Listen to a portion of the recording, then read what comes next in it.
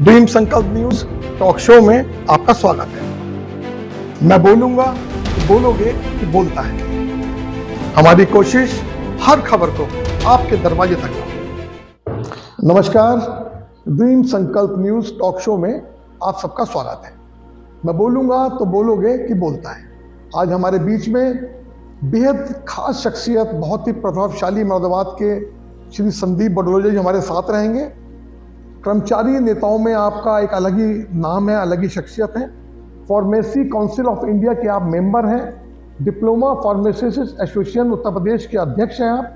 Federation of Indian pharmacy संगठन के general secretary हैं और उत्तर प्रदेश फार्मेसी काउंसिल के चेयरमैन हैं।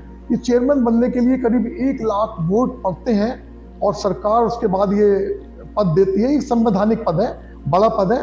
इसमें ऑफिस, गाड़ी बड़ा काफ़ी रेपुटेड और बहुत ही महत्वपूर्ण पद माना जाता है ये।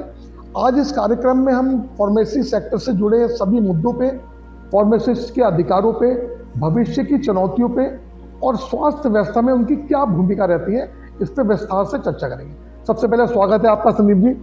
आप अपने इतने बिजी शेड्यूल में हमारे बीच में आप आए। एक्चुअली हमारे व्यूवर्स आपके बारे में बहुत जानना चाहते थे। कई बार उन्होंने हमसे कहा कि आप बुलाइए संदीप जी को, उनसे जानिए उनका। तो सर, मैं शुरुआत करने से पहले सबसे पहले आपको बधाई कि आपने इतनी बड़ी पोस्ट ली और आप मेंबर बने। पूरे नेशनल लेवल पे पहली बार यूपी का आपने परचम लहराया है। तो सर, शुरुआत करते हैं, ये सफ़र की शुरुआत सर कहाँ से हुई? देखिए, सफ़र की शुरुआत तो सन 1991 से। मैं एम्प्लॉइज़ संगठन में हूँ और ये लगा कि एम्प्लॉइज़ के स्तर पर कुछ आवश्यकता है कि अच्छा नेतृत्व देने की। तमाम समस्याएं रहती हैं, लोग परेशान रहते हैं, कर्मचारी परेशान रहते हैं। वहीं से प्रेरणा मिली। सन 1991 से मैं जनपद स्तर से मैंने अपना सफ़र शुरू किया बहुत था। बढ़िया। और उसके बाद लगातार सफ़र चलते चलते प्रदेश तक पहुंचा, प्रदेश से देश तक पहुंचा और आज कई जिम्मेदारी मैं निर्वहन कर रहा हूं, कई जिम्मेदार पदों पर मैं निर्वहन कर रहा हूं। मैं पूरे ऑल इंडिया के कर्मचारियों का भी नेतृत्व कर रहा हूं और उत्तर प्रदेश में भी सारे जितने स्टेट एम्प्लॉइज़ हैं, जितने भी डिपार्टमेंट्स हैं, उनका स्टेट एम्प्लॉइज ज्वाइंट काउंसिल का भी मैं नेतृत्व कर रहा हूँ। डिप्लोमा फार्मेसी का एक लंबे समय से प्रदेश में और बहुत महत्वपूर्ण जिम्मेदारी उत्तर प्रदेश फार्मेसी काउंसिल के चेयरमैन के रूप में मुझे मिली है और उन जिम्मेदारियों का निर्वहन करने का प्रयास किया जा रहा है। बहुत बढ़िया। सर, जब आपको ये खबर मिली पहली बार, जब आपके कानों में खबर पहुंची कि आपको फार्मेसी काउंसिल ऑफ इंडिया का मेंबर बनाया गया है, बहुत बड़ी बात है, बहुत बड़ी पद है, तो सबसे पहले क्या ख्याल आपके मन में आया? नहीं, निश्चित रूप से बहुत खुशी मिली क्योंकि लंबे समय से उत्तर प्रदेश फार्मेसी काउंसिल से कोई प्रतिनिधित्व फार्मेसी काउंसिल ऑफ इंडिया में नहीं कर रहा था और लंबे समय से एक मेरा प्रस्ताव गया था, भारत सरकार का अनुमोदन उसमें मिनिस्ट्री ऑफ हेल्थ का मिला। तो सबसे पहले ख्याल आया कि अब एक बड़ी जिम्मेदारी मिली है पूरे देश में, हिंदुस्तान में, तो उस जिम्मेदारी के तहत मुझको काम करना है और ये दिखाना है कि अभी बहुत सारी संभावनाएं हैं फार्मेसी के क्षेत्र में काम करने की। बहुत सारी दिक्कतें हैं, तो निश्चित रूप से अब एक बड़ा प्लेटफॉर्म मिला है। तो उस प्लेटफॉर्म से मुझको उम्मीद है कि हम सारी टीम जो फार्मेसी काउंसिल ऑफ इंडिया की है, मिलकर उन तमाम चुनौतियों को हम पार करेंगे और फार्मेसी को एक अच्छे स्थान पर ले जाएंगे। बहुत बढ़िया सर, फिर से आपको बहुत बहुत शुभकामनाएं। नो डाउट ये बहुत ही रेपुटेशन की बात है। हमारे मुरादाबाद के लिए बहुत अच्छा विषय है कि एक हमारे यहाँ से निकले हुए एक व्यक्ति आज पूरे हिंदुस्तान में यहाँ का नेतृत्व कर रहे हैं। सर, आप आज हजारों फार्मासिस्ट की आवाज़ है आप। क्या कभी ऐसा पल भी आपको लगा कि जिम्मेदारी बहुत बड़ी है सर आपके ऊपर? नहीं, जिम्मेदारी तो निश्चित रूप से बहुत बड़ी है। जिम्मेदारियाँ अनेकों बार ऐसा लगता है कि मतलब कि इन चुनौतियों से मैं निपट पाऊंगा नहीं। और तमाम देखिए, शासन स्तर पर, सरकार के स्तर पर तमाम चीज़ें ऐसी हैं कि जहां हमको संघर्ष करना पड़ता है। विभाग स्तर पर हमको संघर्ष करना पड़ता है, छोटी छोटी चीज़ों के लिए संघर्ष करना पड़ता है। वो दौर नहीं रहा कि एम्प्लॉइज़ की समस्याओं को अधिकारी लोग सुने, लेकिन फिर भी हम प्रयास करते हैं और कभी कभी लगता है, लेकिन कभी आंदोलन पे हम पीछे गए थे। उस आंदोलन में बहुत सरकार ने हम पर रासुका लगा दी थी। 24 घंटे में मेरी हड़ताल पर रासुका लगा दी थी, तो लगा था कि अब किस तरह से, लेकिन हमारी सरकार से बात हुई और कई बार ऐसे मौके आते हैं कि जब दिक्कतें पैदा होती हैं, लेकिन लोगों का प्यार और लोगों का समर्पण, हमारे जो कर्मचारी हैं उनका समर्पण, संगठन के प्रति हमारे प्रति समर्पण सारी चुनौतियों को दूर कर देता है। सर मैं एक पर्सनल सवाल पूछूंगा, तो परिवार तो आपका सफर नहीं करता सर इस सब के बीच में? निश्चित रूप से परिवार सफर करता है। मेरी बहुत ज़्यादा भाग दौड़ है। मैं संगठन में समय देने जब दूंगा तो परिवार को समय नहीं दूंगा। और मेरा परिवार निश्चित रूप से मेरे इस जहाँ आज ऊंचाइयों में हूँ, मेरा परिवार का सहयोग रहा है कि उनका समय मैंने 100% कर्मचारियों को और जनता को दिया है। वो दिया। समय मेरे परिवार का था, लेकिन इसमें निश्चित रूप से उनका सहयोग। बहुत बहुत बहुत बढ़िया, बहुत बढ़िया सर। जैसे उत्तर प्रदेश फार्मेसी काउंसिल के आप चेयरमैन हैं, जी। तो सर सबसे मेन फोकस आपका क्या रहेगा इस पद पे कि आप क्या कुछ ऐसा अलग करें जो अभी तक कोई नहीं कर पाया? देखिए, मैंने कहा कि फार्मेसी के क्षेत्र में अभी बहुत संभावना है।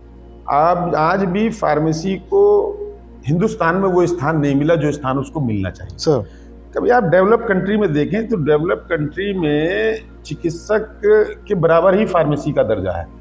वहाँ देखिए, चिकित्सक सिर्फ किसी मरीज में क्या बीमारी है उसका डायग्नोस करता है, और उस डायग्नोस में कौन सी, उस बीमारी में कौन सी दवा दी जानी है, कितनी मात्रा में दी जानी है, इसका निर्धारण फार्मेसिस्ट आपको करना है। बहुत बढ़िया। लेकिन उत्तर हिंदुस्तान में अभी ये व्यवस्था हमारा जो 1948 फार्मेसी एक्ट है उसको पूरी तरह से लागू, एक्ट बना हुआ है, उसको लागू नहीं किया जा रहा है। तो मुझे सबसे ज्यादा काम करने कि मुझको इस उत्तर प्रदेश में मरीजों की सुरक्षा और दवाओं के दुष्प्रभाव जो होते हैं उनको रोकना, और जो हमारा फार्मेसी सेक्टर के लोग हैं उनका ज्ञानवर्धन, ये मेरा विशेष वो है। और अभी मैंने इसमें इंडियन फार्माकोपिया कमीशन भारत सरकार से अभी 25 सितंबर 2025 को एक MOU किया है, और इस पूरे हिंदुस्तान में उत्तर प्रदेश पहला राज्य है। उत्तर प्रदेश फार्मेसी काउंसिल पहली काउंसिल है जिसने भारत सरकार से ये MOU किया, और उसका उद्देश्य मात्र सिर्फ इतना है कि हम नेशनल फॉर्मुलरी इंडिया को, NFI को प्रचलित करेंगे, ज्ञानवर्धन करेंगे, दवाओं के दुष्प्रभावों को कम करेंगे और मरीजों की सुरक्षा को सुनिश्चित करेंगे। बहुत बढ़िया, बहुत बढ़िया, बहुत बढ़िया सर। जैसे एज अध्यक्ष आपने कोई ऐसा काम जिससे आपको अपने ऊपर गर्व होता हो, लोग आप पे गर्व करें कि एज चेयरमैन आपने कोई ऐसा मुकाम बनाया है एक नया? नहीं, तो अनेकों काम ऐसे हैं कि जो पूरे हिंदुस्तान से अलग हमें तमाम सुविधाएं ऐसी मिल रही हैं। जब 6 पे कमीशन का गठन हुआ था तो उसमें कुछ स्केल को लेकर, चूंकि हमारा केंद्र से समानता होती है, तो हमने जो केंद्र में नहीं मिल रहा था उसको हमने शासनादेश, तत्कालीन समय में आंदोलन करके हमने शासनादेश यहाँ पर कराया। एक बहुत बड़ी उपलब्धि थी, और भी तमाम उपलब्धियां समय समय पर मिलती रहती है। मैं समझता हूँ कि उनको अगर हम यहाँ कहेंगे तो एक बहुत लंबी नहीं, आपके तो हम अखबार में हमेशा पढ़ते रहते हैं आपके बारे में। सर आज आप फार्मेसी स्टूडेंट्स के रोल मॉडल हैं, मुझे लगता है कि हर आदमी आपको अपना रोल मॉडल मानता है। आप उन्हें मेरे मंच से, मेरे न्यूज़पेपर के माध्यम से ऐसा क्या मंत्र देना चाहते हैं कि वो इस मकाम तक पहुंच सकें जहां तक आप? देखिए, मैं स्टूडेंट्स से तो इतना ही करूँगा कि मैं लगातार बार बार प्रयास कर रहा हूँ। मैं जितनी भी यूनिवर्सिटीज़ में एजुकेशन की, जो हमारी फार्मेसी यूनिवर्सिटी है, कॉलेजेस हैं, मैं जाता हूँ तो उसमें मैं यही संदेश देता हूँ कि शिक्षा का स्तर सुधारिए। आज हम जिस डेवलप कंट्री की बात करते हैं, उस डेवलप कंट्री की तरह व्यवस्था बनाने में शिक्षा के उच्च गुणवत्ता वाली होनी चाहिए। और मैं ये देख रहा हूँ कि हमारे तमाम कॉलेजेस में उच्च गुणवत्ता की शिक्षा का अभाव है। लोग उसको व्यवसाय के रूप में शिक्षा को ज़्यादा ले रहे हैं।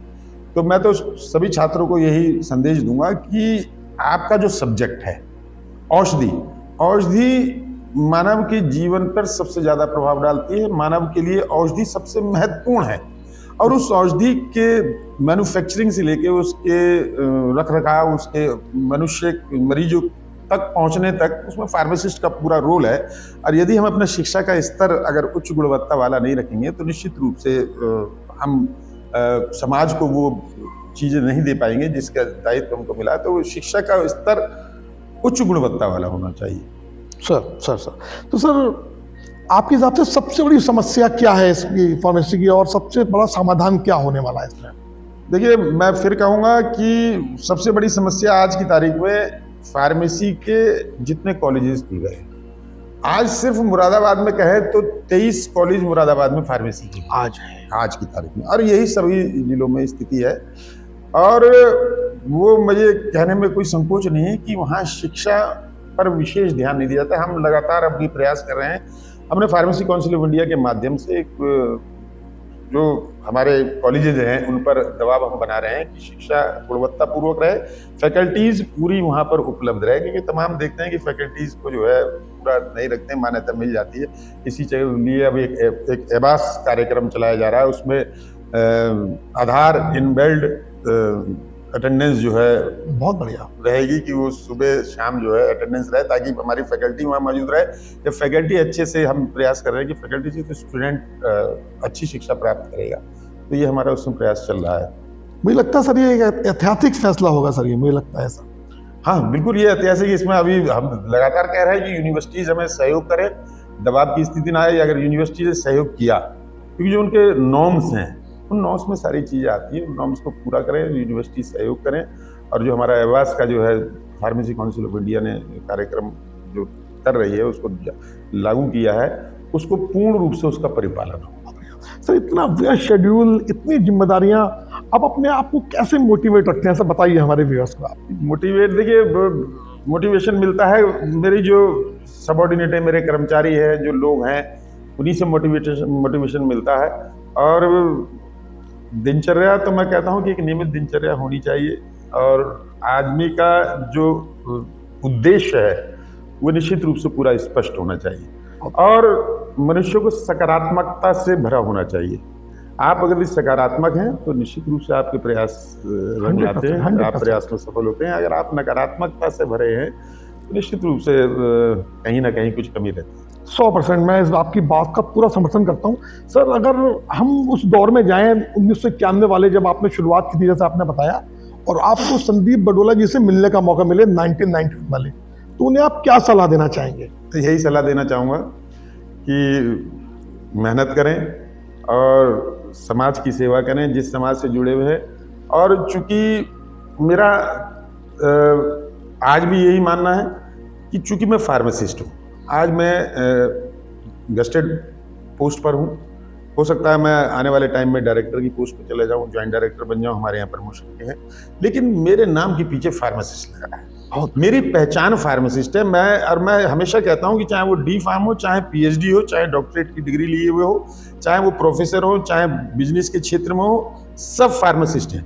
हमारी पहचान फार्मासिस्ट है। जब हमारी पहचान ये है कि ये हमारा परिवार है, तो इसकी उन्नति के लिए यदि हमको प्रयास करना पड़े अपने दैनिक जीवन में से निकाल के कुछ समय, तो सबको करना चाहिए, क्योंकि ये हमारी पहचान है। और हमारी पहचान जितनी उच्च स्थान पर जाएगी तो निश्चित रूप से समाज में भी हमें उतनी पहचान मिलेगी, समाज में भी मिलेगी। तो आपने सर बता दिया कि असली क्या है उसके पीछे, जिसके पीछे आपने तरक्की करी है। चलिए सर, बहुत बढ़िया हमारा आज का रहा। दर्शकों के लिए सर कुछ भी ऐसा एक संदेश आप देना चाहते हो हमारे व्यूअर्स को, और देश भर के फार्मासिस्ट को आप कुछ संदेश देना चाहते हैं? मैं यही कहूँगा देश भर के फार्मासिस्टों से, दर्शकों से यही कहूँगा, देखिए चूंकि मैं औषधि से जुड़ा हुआ हूँ, एक हम लगातार प्रयास कर रहे हैं एडीआर रिपोर्टिंग का।